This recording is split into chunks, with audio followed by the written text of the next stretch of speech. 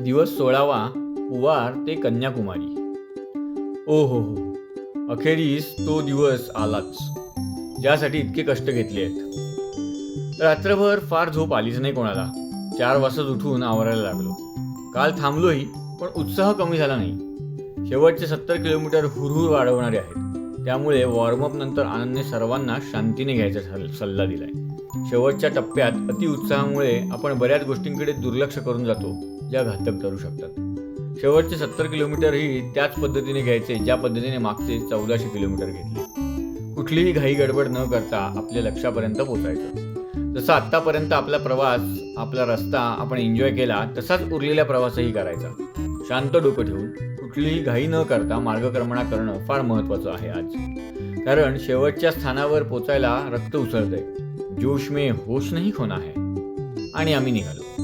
एक किलोमीटर अंतर कापत कापत 5-6 किलोमीटरवर टिपिकल दक्षिणी नाश्ता घेतला आणि नेहमीच्या बीच शेजारच्या रस्त्याला लागलो. थोडं अंतर गेल्यावर केरळ संपून तामिळनाडू सुरू झालं आणि पुढे अचानक रस्ताच गायब झाला. हा रस्ता तुटला होता सुनामीमुळे. मग बाजूने वाळूतून सायकल घेत पुन्हा त्या रस्त्याला पुढे लागलो. मग मुख्य रस्त्यावरूनच पुढे जायचा निर्णय घेतला. चढ उतार काही पाठ सोडेनात. एक कमी होणारा किलोमीटर आणखी उत्साह वाढवत होता. अखेरीस 30 किलोमीटर उरले असताना 11 वाजता एके ठिकाणी थांबलो विश्रांतीसाठी. कोणाचे दुखरे हात, कोणाचे दुखरे गुडघे, तर कोणाची अर्धवट सायकल. तरी शेवटचा दिवस असल्यामुळे पोचताना कसलाही त्रास होणार नाही याची काळजी करत पुन्हा रायडिंगला सुरुवात केली. The final destination is nearing in single digits now. Bridge to Kanyakumari. आणि अंतराचं काउंटडाऊन करत करत अखेरीस ध्येयाच्या नजीक येऊन पोचलो. कन्याकुमारीच्या मुख्य केंद्रावर पोचलो आणि अचानक मनातून सर्व भावना लुप्त पावल्या. इतक्या वेळेचा उत्साह, धडधड, त्रास, मनाची उचंबळ या सर्व भावनांनी एकदम शांती घेतली आणि पोचल्याचा आनंद हळूहळू यायला लागला. विवेकानंद स्मारक आणि तिरुनवेल्ली यांचा पुतळा यांच्या पार्श्वभूमीवर फोटो घ्यायला सुरुवात केली आणि कळले इथले सर्व टुरिस्ट स्पॉट बंद ठेवलेत. अर्थातच भ्रमनिरास झाला थोडासा, पण गाठलेल्या ध्येयासमोर तो फारच छोटा होता.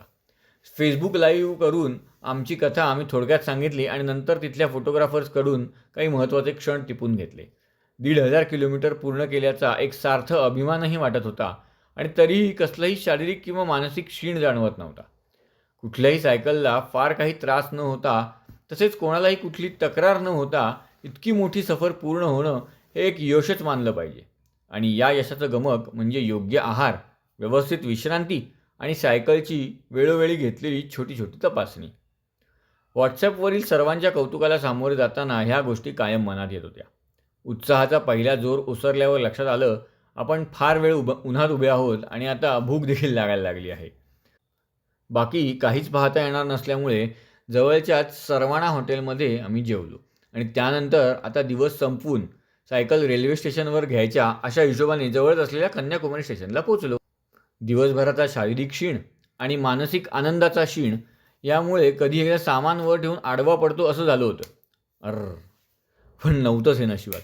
रेल्वे रिटायरिंग रूम्समध्ये बुकिंग करताना तिथल्या एका कर्मचाऱ्याने सांगितलं, सध्या इथून ट्रेन्स निघतच नाही आहेत, नागरकोईलला जावं लागेल बसायला.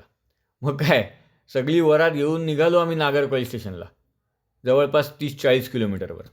तिथे जाऊन सायकलची चौकशी केली तर बऱ्याच प्रक्रिया पार पाडाव्या लागणार होत्या. त्यामुळे आधी एखादं हॉटेल घेऊन बुक करून तिथे आपलं बस्तान टाकून मग हे सर्व काम करायचं ठरवलं. अशा तऱ्हेने शेवटपर्यंत काही ना काही आव्हानं घेऊन समोर येत असलेली ही मोहीम अखेरीस सांगतेकडे झुकू लागली. रात्री पुन्हा येऊन सायकल बुकिंग केलं, ते लगेचच्या डब्यामध्ये टाकून आमच्यासोबत सायकली पुण्यापर्यंत येण्यासाठी. अगदी सोप्या पद्धतीने सर्व सोपस्कार पार पाडून सायकल रेल्वेच्या ताब्यात देऊन आम्ही आमच्या हॉटेलकडे रवाना झालो. उद्याच्या ट्रेन प्रवासात, जो शेवटचा दिवस असणार होता या पूर्ण मोहिमेचा, त्याचा उपयोग सहलीचा आढावा घ्यायला आणि एक समरी ब्लॉग करायला म्हणून उपयोग करता येऊ शकतो, असा विचार करून ह्या मोहिमेतली हॉटेलमधली शेवटची झोप घ्यायला आम्ही निवांत पडलो.